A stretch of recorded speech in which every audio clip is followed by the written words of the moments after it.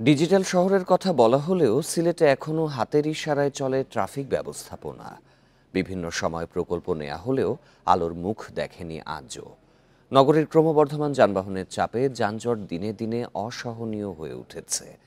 পর্যটক সহ নগরবাসীর এই ভোগান্তি নিরসনে নেই কোনো উদ্যোগ। ২০০২ সালে পৌরসভা থেকে সিটি কর্পোরেশনে উন্নীত হয় সিলেট। সময়ের ব্যবধানে পরিধি বেড়েছে এই শহরের, বেড়েছে জনসংখ্যা, যানবাহন।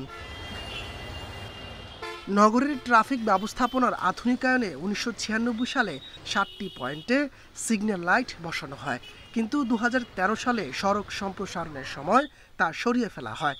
এরপর থেকে হাতের ইশারায় নিয়ন্ত্রণ হচ্ছে যানবাহন চলাচল। সিগন্যালের কারণে যানজট সবসময় লেগে থাকে এবং আমাদের মানুষের সচরাচর রাস্তা পারাপার হইতেও সমস্যা। আর সবুজ বাতি ধরলে আমরা চললাম, অন্য ভাই লাল বাতি ধরলে হট্টা হইলো ওটা চললো। এটা বাক্কা আগে আছে, এখন তো আমরা ডিজিটাল বাংলাদেশ টাকা সত্য এটা না।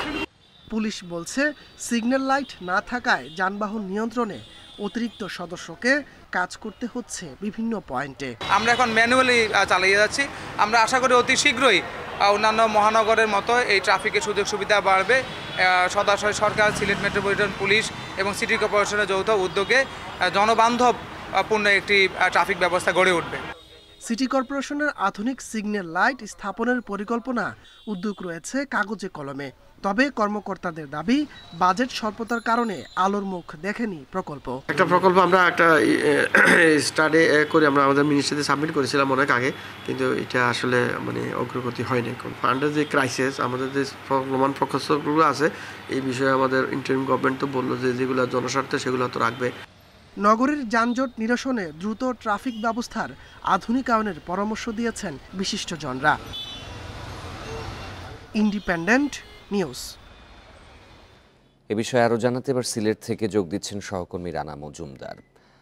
রানা, ২০০২ সালে তো পৌরসভা থেকে সিটি কর্পোরেশনে উন্নীত হয়েছে সিলেট, কিন্তু তারপরও ট্রাফিক ব্যবস্থাপনার এরূপ অবস্থা কেন?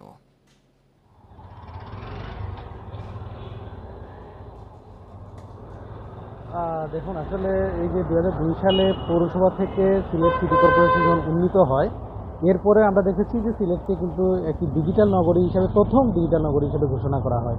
কিন্তু সিলেটের যে ট্রাফিক সিগন্যালের যে এই যে অবস্থা, এই অবস্থার কারণে যারা নগরবাসী রয়েছেন তারা অনেকেই অভিযোগ করছেন যে এটি শুধুমাত্র নামেই একটি ডিজিটাল নগরীতে পরিণত হয়েছে, কিন্তু অন্যান্য দিক থেকে আসলে এর যে প্রতিফলন সেটি কিন্তু আসলে দেখা যাচ্ছে না। পাশাপাশি যে বিষয়টি হচ্ছে যে এই যে ১৯৯৬ সালে যখন পৌরসভা ছিল, তখন কিন্তু নগরীর ৭টি গুরুত্বপূর্ণ পয়েন্টে ট্রাফিক সিগন্যাল বাতি লাগানো হয়, কিন্তু এই যে সিগন্যাল যে লাইটগুলো লাগানো হয় সেটি আবার ২০১৩ সালে রাস্তা সম্প্রসারণ করার কারণে কিন্তু সেগুলো আবার অপসারণ করা হয়। এটি অপসারণ করার পরবর্তীতে এই যে ২০২৪ সাল পর্যন্ত আমরা দেখলাম যে এখন পর্যন্ত এই যে ট্রাফিক সিগন্যাল লাইটের ব্যাপারে কোনো ধরনের আসলে পদক্ষেপ নেই।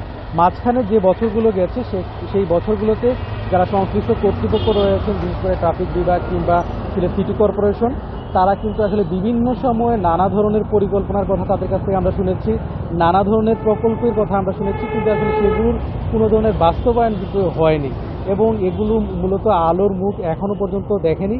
এবং এই কারণে নানা ধরনের ভোগান্তিতে পড়তে হচ্ছে নগরবাসী সহ যারা ট্রাফিকের ব্যবস্থাপনায় কাজ করছেন তাদেরকেও। আমরা যারা নগরবাসী রয়েছেন কিংবা যারা এসব রোড দিয়ে চলাচল করেন, যাত্রী সাধারণ কিংবা যারা চালক রয়েছেন, তাদের সঙ্গে আমরা কথা বলেছিলাম।